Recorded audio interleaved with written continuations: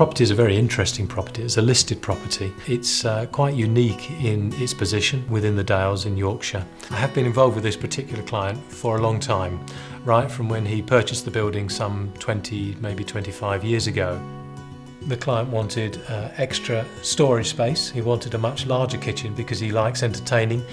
He wanted some additional bedrooms, and we needed to ensure that any development we did contributed to the listed building and didn't detract from it in any way. Technologically, this extension to the property was actually very interesting because we had to look at the local climate and make sure that didn't affect the building in a negative way. Consequently, the north-facing windows are very small because of the weather that hits that wall and to keep the heat loss down, whereas on the south face the windows are larger. High levels of insulation, a very good insulation were used in this building.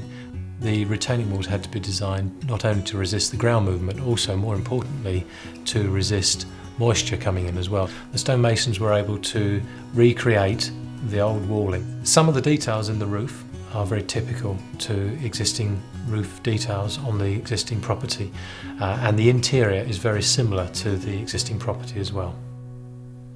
I think the shape, the space that it allows, how the space, the various rooms relate to each other, the various features inside, the woodwork, and that's really what makes the place very pleasant and very special. People are more and more concerned about climate change issues, to look really seriously at these buildings to ensure that they use the least amount of energy, therefore generate the least amount of CO2. The issues we're planning were critical. We needed to talk to the planners to explain what we were planning to do and to convince the planners that what we were going to do was going to be a very positive thing for the listed building and for the environment. It was a shared vision, and it was certainly a shared result as well. He's been very happy with it, which makes my job much nicer, to know that not only have I provided a building that looks good, sits well within the environment, but also the client really likes. Technological design is critical.